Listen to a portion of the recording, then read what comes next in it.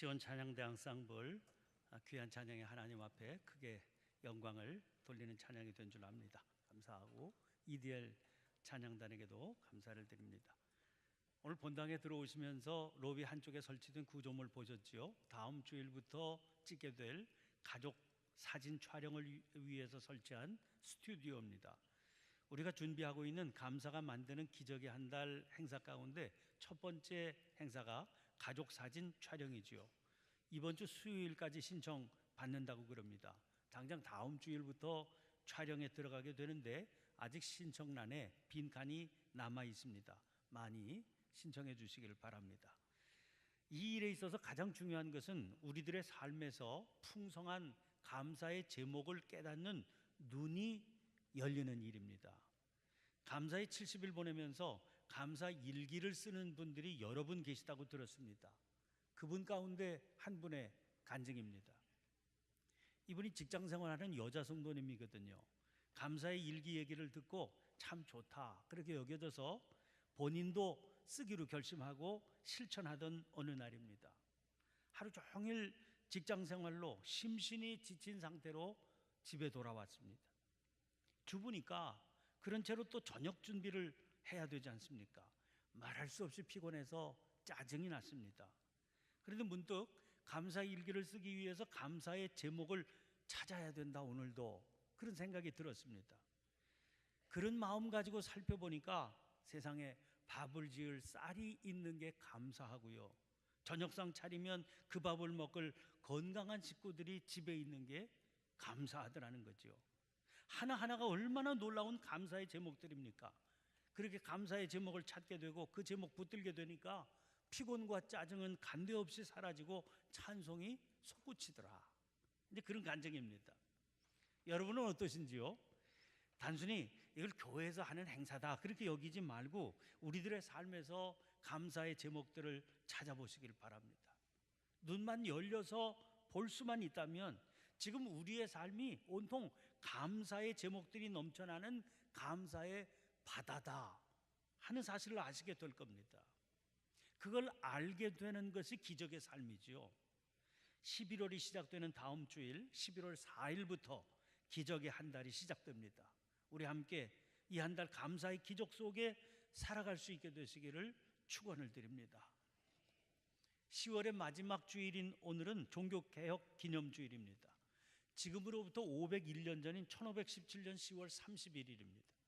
당시 독일의 젊은 신부 마틴 루터가 자기가 속해 있던 비텐베르그 성 교회에 95개조의 논제를 내걸었습니다. 그는 1511년부터 그곳에서 신학부 교수를 하면서 수도사의 삶을 살고 있었습니다. 성화된 삶을 살기 위해서 고행과 수도를 거듭했지만 원하는 열매를 얻지 못했습니다. 그러던 중 수도원 탑 안에 있는 방에서 시편과 로마서를 연구하고 거기서 하나님의 의에 대해서 새로운 깨달음을 얻게 됐습니다. 특별히 로마서 1장 17절 말씀에 사로잡혔습니다. 복음에는 하나님의 의가 나타나서 믿음으로 믿음에 이르게 하나니 기록된 바 오직 의인은 믿음으로 말미암아 살리라 함과 같으니라. 그런 이 말씀을 통해서 하나님의 의는 심판의 본질이 있는 것이 아니라 그리스도를 통해서 인간을 의롭게 하는 데 있구나 하는 것을 알게 됩니다. 따라서 구원은 인간의 의가 아니라 오직 하나님의 은혜로 그리스도를 통하여 주어지는 겁니다. 이걸 알게 되니까 하나님은 더 이상 무서운 심판자가 아니었습니다. 자애로운 아버지시라는 사실을 알게 됩니다. 복음은 문자 그대로 복된 소식, 기쁜 소식이었습니다. 루터는 이 깨달음의 순간을 마치 천국문이 열리고 내가 그리로 들어가고 있다는 생각이 들었다고 고백하고 있습니다. 그러나 이 성경적인 은혜의 체험은 당시 가톨릭 교회의 가르침과는 충돌하는 것. 당시 가톨릭 교회는 구원은 그렇게 개인이 무슨 성경을 연구해서 얻을 수 있는 게 아니라 오직 교회를 통해서 허락되는 것으로 가르치고 받아들였기 때문입니다. 성경의 바른 해석도 교황에게만 주어진 권한으로 여겼습니다. 그러니 투쟁은 필연적이었습니다. 그 투쟁의 과정에서 나온 문서들을 통해서 아주 중요한 개혁의 내용들이 구체적으로 정리되었습니다. 소위 3대 종교개혁 문서라고 부르는 독일 그리스도인 귀족들에게 기독교의 개선에 관하여, 또 교회 바벨론 포로에 관하여, 그리고 그리스도인의 자유, 이런 문서들이 대표적인 것들입니다. 여기에서 루터는 만인 사제설과 성례에 관한 주장, 그리고 그리스도인의 자유에 대한 성서적 해석을 전개하고 있습니다. 우리 교회는 아시는 대로 감리교회입니다. 사실 감리교회는 이 1517년 루터의 종교개혁이 아닌 1738년 존 웨슬리 목사님의 회심으로 시작된 감리의 운동이 직접적인 뿌리라고 할 수 있습니다. 그러나 그 뿌리에서 더 깊은 역사적 뿌리를 이 종교개혁에 두고 있지요. 그런 점에서 우리 감리교회는 프로테스탄트, 즉 개신교회입니다. 이 종교개혁을 생각하면서 먼저 물어야 될 게, 종교개혁이라고 하는 이 단어가 바른 단어냐 하는 겁니다. 우리가 그냥 습관적으로 사용하고 있는 단어이기 때문에 새삼스럽기는 하지요. 그러나 사실 정확한 표현이라고 할 수는 없습니다. 왜냐하면 종교 그러면 불교, 이슬람 이런 종교들도 있지 않습니까? 그런 종교와는 아무런 관계가 없는 운동이거든요. 그렇다고 교회 개혁 혹은 기독교 개혁 이렇게 말할 수도 없습니다. 이미 1517년 그 당시에 이 땅 위에는 가톨릭 교회 말고도 다른 교회들이 있었거든요. 추후 1054년 기독교회는 동과 서로 분리됩니다. 분리된 교회 가운데 서방 교회를 로마 가톨릭 교회라고 부르는 겁니다. 동방 교회는 분리된 이후에 자체적으로 러시아 그리고 그리스 등지를 중심으로 지금까지, 그때부터 지금까지 그대로 유지되고 있습니다. 그리고 큰 기둥이 되는 두 교회 말고도 아르메니아를 중심으로 한 교회나 이집트를 중심으로 한 콥틱 교회 같은 그런 교회들도 당시부터 지금까지 존재하고 있는 겁니다. 이게 다 교회입니다. 우리가 말하는 종교개혁은 그 여러 개의 교회 가운데 서방 교회인 로마 가톨릭 교회에서 일어난 개혁 운동입니다. 그러니까 다른 교회와는 아무런 관련이 없는 사건이지요. 그러니까 뭉뚱그려서 그저 교회 개혁 이렇게 부를 수도 없는 일입니다. 그래서 영어로는 종교개혁, Religious Reformation이라고 말하거나 그냥 개혁, The Reformation이라고 말하지만 때로는 프로테스탄트 리포메이션, 프로테스탄트 개혁이라고 부르기도 하는 겁니다. 그렇게 보면 종교개혁이라고 하는 용어는 한계가 있습니다. 그런데 이 말 속에는 아주 강한 자기 중심성이 있다고 보입니다. 우리가 살펴본 것처럼 가톨릭 교회는 많은 종교들 중에 일부분, 심지어 많은 기독교회들 중에 일부분이기도 했습니다. 그 개혁은 다른 종교들이나 다른 기독교회들과는 아무런 상관도 없습니다. 그러니까 종교 가운데 일부인 기독교, 그 기독교 중에서도 일부인 가톨릭 교회 안에서 일어난 개혁이거든요. 그런데 그걸 그냥 광범위하게 종교개혁 혹은 그냥 개혁 이렇게 부르는 겁니다. 어떻게 그럴 수 있겠습니까? 그 운동이 서구 유럽에서 일어나서 서구 유럽의 역사를 바꾼 운동이기 때문입니다. 그러니까 그렇게 부르는 건 서구 유럽을 역사의 중심으로 보기 때문입니다. 아니, 역사의 전부로 보니까 그렇게 부르게 되는 겁니다. 또 개혁의 대상이 된 가톨릭 교회도 생각해 보세요.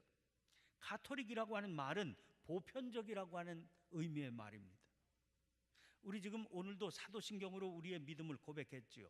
그런데 어떤 분들 가운데서는 사도신경에 대해서 거부감을 가지는 분이 계십니다. 거기 등장하고 있는 공회라고 하는 말 때문인 경우가 많습니다. 이 말을 영어로 보면 캐톨릭 처치라고 하거든요.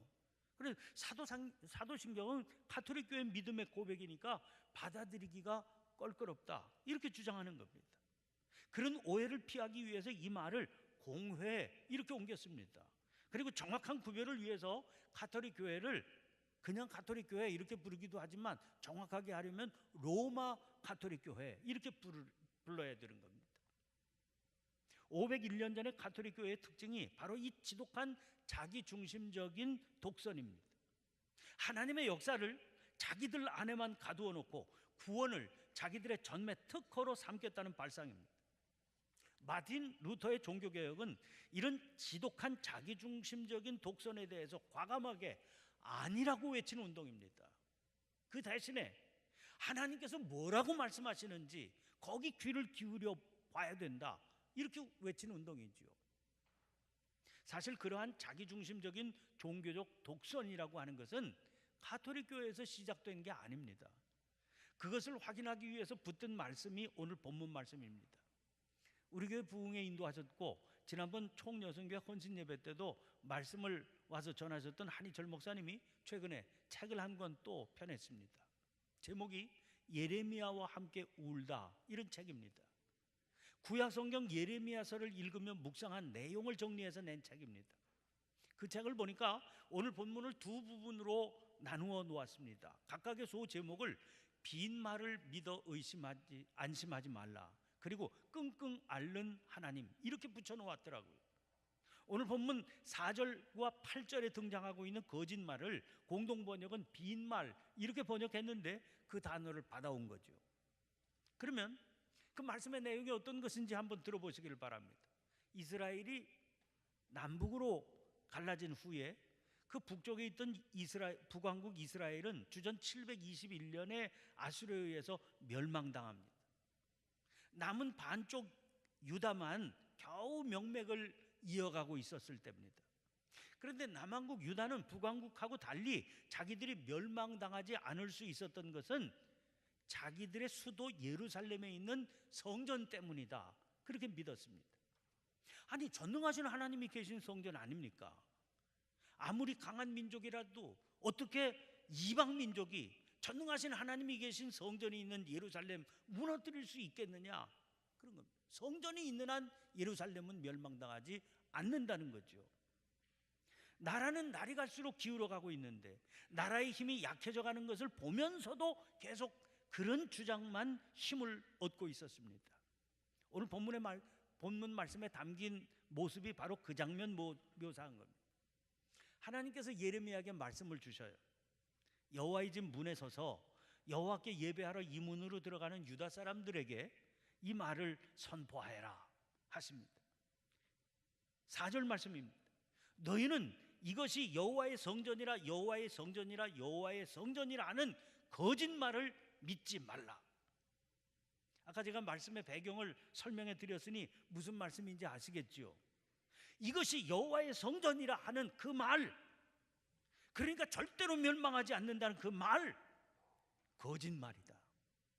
그러니 믿지 말아라. 왜 이 말씀하시는지 오늘 본문에 아주 명확하게 드러나 있습니다. 3절 말씀 보세요. 만군의 여호와 이스라엘의 하나님께서 이와 같이 말씀하시되 너희 길과 행위를 바르게 하라. 그리하면 내가 너희로 이곳에 살게 하리라. 주님의 뜻 아주 분명하지요. 이 말씀을 지금 받는 이들이 누굽니까? 여호와께 예배하러 이 문, 그러니까 성전 문으로 들어가는 사람, 그들을 향해서 진정한 성전은 어떤 곳이고 진정한 예배란 무엇인지를 하나님이 가르쳐 주시는 겁니다. 하나님께서는 건물이 웅장하고 화려하다고 성전이 아니다 말씀하십니다. 찬양이 뜨겁고 진행되는 의식이 웅장하다고 예배라고 할 수 있는 게 아니라고 하십니다. 오히려 그렇다, 그렇게 말하는 게 거짓말이라는 거예요. 진정한 예배의 삶은 길과 행위를 바르게 하는 겁니다. 그 삶이 이루어지는 자리야말로 이것이 여호와의 성전이 되는 겁니다. 그 말은 그러면 망하지 않는다는 거죠. 5절부터 7절 말씀 보세요. 너희가 만일 길과 행위를 참으로 바르게 하여 이웃들 사이에 정의를 행하며 이방인과 고아와 과부를 압제하지 아니하며 무죄한 자의 피를 이곳에서 흘리지 아니하며 다른 신들 뒤를 따라 화를 자초하지 아니하면 내가 너희를 이곳에 살게 하리니 곧 너희 조상에게 영원 무궁토록 준 땅이니라. 그런데 지금 그들의 현실이 문제입니다. 그들이 어떻게 살고 있습니까? 9절 말씀 보세요. 너희가 도둑질하며 살인하며 간음하며 거짓 맹세하며 바알에게 분향하며 너희가 알지 못하는 다른 신들을 따르면서, 이게 그들의 삶의 현실입니다. 그러면서 뭐라 합니까? 10절 보세요. 내 이름으로 일컬음을 받는 이 집에 들어와서 내 앞에 서서 말하기를 우리가 구원을 얻었나이다 하느냐. 이는 이 모든 가증한 일을 행하려 함이로다. 세번역 성경은 이 구절을 이렇게 옮기고 있습니다. 너희는 이처럼 내가 미워하는 일만 저지르고서도 내 이름으로 불리는 이 성전으로 들어와서 내 앞에 서서 우리는 안전하다 하고 말한다. 너희는 그런 역겨운 모든 일들을 또 되풀이하고 싶어서 그렇게 말한다. 그들이 왜 무익한 거짓말들을 의존하려고 하는지 분명히 밝혀주고 계시지요. 이유는 한 가지라고 그랬습니다. 그런 역겨운 모든 일들을 또 되풀이하고 싶어서입니다. 오늘 본문 말씀은 하나님의 한탄으로 끝나고 있습니다. 11절입니다. 내 이름으로 일컬음을 받는 이 집이 너희 눈에는 도둑의 소굴로 보이느냐. 보라, 나 곧 내가 그것을 보았노라. 여호와의 말씀이니라. 예레미야서가 눈물로 적셔진 문서인 것은 이 두려운 예언이 역사를 통해 그대로 실현되었기 때문입니다. 주전 586년 반쪽만 남았으면서도 하나님의 경고를 무시했던 남한국 유다는 바벨론에 의해서 무참하게 멸망되고 말았습니다. 절대로 무너지지 않을 거라고 하던 예루살렘 성 무너지고 예루살렘 성전은 무참한 돌더미가 되고 말았습니다. 시편 107편 10절 11절입니다. 사람이 흑암과 사망의 그늘에 앉으며 곤고와 쇠사슬에 매임은 하나님의 말씀을 거역하며 지존자의 뜻을 멸시함이라. 이런 역사적 사실을 통해서 우리가 뭘 확인할 수 있습니까? 잘못된 성전 신앙입니다. 에스겔서 8장은 이런 잘못된 신앙의 극치를 보여줍니다. 8장 6절입니다. 하나님께서 선지자에게 이렇게 말씀하세요. 인자야, 이스라엘 족속이 행하는 일을 보느냐? 그들이 여기에서 크게 가증한 일을 행하여 나로 내 성소를 멀리 떠나게 하느니라. 이 말씀에 등장하는 여기는 여호와의 성전을 말합니다. 성전에서 이스라엘 족속이 크게 가증한 일을 행하기 때문에 하나님께서 그곳을 멀리 떠날 수밖에 없게 만든다는 겁니다. 이 말씀을 하신 후에 하나님께서는 선지자에게 성전 안에서 행해지는 여러 가지 가증한 장면들이 뭔지를 목도하게 해주십니다. 그 가증함을 보면 하나님께서 왜 이런 말씀을 하셨는지 충분히 이해가 가지요. 그 모든 일들이 도저히 하나님께서 그곳에 머무실 수 없게 만들어버리는 요인이 되는 겁니다. 도둑의 소굴, 우상의 소굴이 되어버렸는데 어떻게 거기 계속 머물러 계실 수 있겠습니까? 그런데 문제는 그런 일들이 역사를 통해서 계속해서 반복된다는 겁니다. 예레미야 때 그랬죠. 에스겔 때 그랬죠. 예수님 때도 그랬습니다. 마가복음 13장입니다. 예수님께서 성전에서 나가시는데 제자 중 하나가 말씀을 드립니다. 선생님이여 보소서, 이 돌들이 어떠하며 이 건물들이 어떠하니까. 그때 성전 건물은 헤롯이 지은 성전입니다. 헤롯은 에돔 출신으로 유대의 왕이 된 사람이거든요. 자기가 에돔 출신이라고 하는 그 성분 때문에 백성들의 지지를 받지 못하게 되는 게 큰 약점이었습니다. 그 약점을 감추려고 백성들로부터 또 환심을 사기 위해서 힘을 다해서 화려한 성전을 지었습니다. 제자가 그 성전의 화려함과 웅장함에 놀라고 감탄했던 것은 당연해 보입니다. 그런데 주님께서 이렇게 말씀하세요. 13장 2절입니다. 내가 이 큰 건물들을 보느냐? 돌 하나도 돌 위에 남지 않고 다 무너뜨려지리라. 그렇게 되는 이유가 뭡니까? 그 앞에 11장에서 이미 그 이유를 찾을 수 있습니다. 예수님께서 그 성전에 들어갔을 때 보신 게 뭡니까? 성전 안에서 이루어지고 있는 매매 행위였습니다. 그렇게 화려하게 꾸민 성전 안에는 돈 바꾸는 자들과 비둘기 파는 자들의 상이 널려 있었습니다. 주님은 그들의 상을 둘러 엎으시며 말씀하셨습니다. 내 집은 만민이 기도하는 집이라 칭함을 받으리라고 하지 아니하였느냐. 너희는 강도의 소굴을 만들었도다. 그런데 예수님께서 그렇게 하신 결과가 무엇이었겠습니까? 이 사건을 소개하고 있는 말씀 끝부분 11장 18절입니다. 대제사장들과 서기관들이 듣고 예수를 어떻게 죽일까 하고 꾀하니 말씀을 듣고 돌이켜 회개해야 되겠다, 이런 생각이 전혀 없었습니다. 오히려 분을 냈습니다. 그런 행동을 하시며 그런 말씀을 하시는 예수님을 죽여야 되겠다, 그렇게 결심했습니다. 성전 지켜야 되겠다는 거예요. 1517년 마틴 루터 당시의 가톨릭 교회도 그와 다르지 않았습니다. 다만 그 당시의 교회는 건물이 아니라 자기들이 세운 교리와 제도였습니다. 하나님의 말씀이 아니라 인간이 세운 교리와 교회라고 하는 제도에 구원이 있다는 겁니다. 너무나도 분명한 하나님의 말씀에는 귀를 기울이지 않았습니다. 교인들에게도 귀를 기울이지 못하게 만들었습니다. 이런 역사를 통해서 분명히 드러나는 게 있지 않습니까? 역사를 통해서 계속해서 반복된다는 거지요. 시대에 따라서 모습은 약간씩 달라질 수 있습니다. 그러나 내면은 전혀 달라지지 않고 계속해서 반복됐습니다. 그 말은 1517년 종교개혁 그날로부터 501년이 흐른 오늘, 이 땅의 개신교회는 어떠할까를 묻게 하는 겁니다. 지난번 그리스도키를 여행하고 있던 기간, 고국 땅에서 날아온 뉴스가 마음을 아프게 했습니다. 명성교회 다룬 PD 수첩에 관한 보도였습니다. 여행 기간 중이라 영상을 모두 볼 수는 없었습니다. 그러나 세습으로 인해서 불거진 뉴스거리가 비자금으로까지 번져간 것만은 확인할 수 있었습니다. 여러분, 방송 탓하고 그래서 그 내용이 모두 사실이다, 그렇게 믿을 수는 없습니다.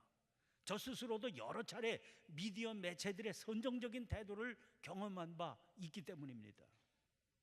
정작 큰 문제는 그런 보도를 세상이 믿게 만드는 평소 우리들의 삶입니다. 세상이 인식하고 있는 우리들의 신은 누구이겠습니까? 주님은 분명히 말씀하셨습니다.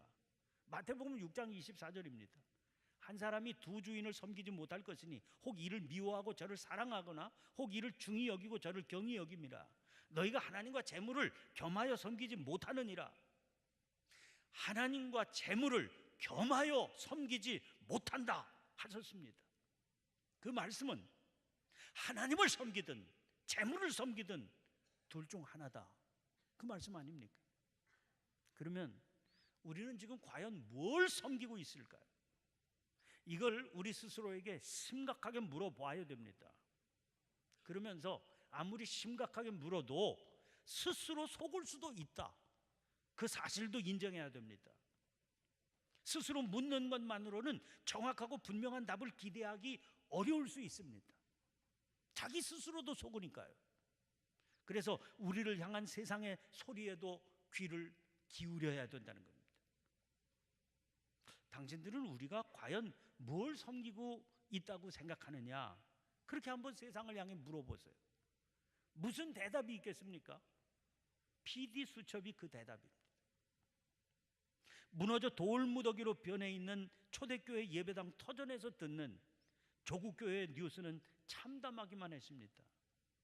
지금은 웅장한 건물이 이렇게 화려한 조명을 받고 있지만 언제 그 돌무더기 터전처럼, 유적지처럼 돌무더기로 바뀔지 누가 알겠습니까? 망하지 않으려면, 무너지지 않으려면 정신을 차리고 기도하며 깨어 있어야 됩니다. 그래야 교회도 살고 우리도 삽니다. 그래서 내일부터 시작되는 영적 추수를 위한 세일의 새벽 기도회에 기대를 걸게 됩니다. 서로 격려하며 새벽을 깨우시기를 바랍니다. 차갑고 청명한 공기를 맞으며 주님의 말씀을 새롭게 붙들고 기도하는 가운데 우리를 살리시는 주님의 생명으로 풍성해지는 복된 경험을 누리게 되시기를 축원합니다. 기도를 드리겠습니다. 살아계신 하나님, 501년 전 하나님의 종을 들어 죽어가는 교회를 새롭게 하셔서 주의 백성들을 살리신 사건을 기념하는 주일입니다. 흘러간 역사를 돌아보는 것으로 그치지 않게 해 주시옵소서. 다시 그 옛날의 타락을 닮아가는 저희들의 모습을 아픔으로 고백하며 가슴치고 통회하고 자복하는 역사가 있게 하여 주시옵소서. 그 일을 위해서 기도하게 하시고 말씀 위에 굳게 서는 역사도 허락해 주시옵소서. 앞으로 3주간 새벽마다 말씀을 붙들고 기도할 때에 주님께서 친히 역사해 주심으로 귀가 열리고 마음의 문도 열리게 해 주시옵소서. 예수님의 이름으로 기도하옵나이다. 아멘. 아멘. 모두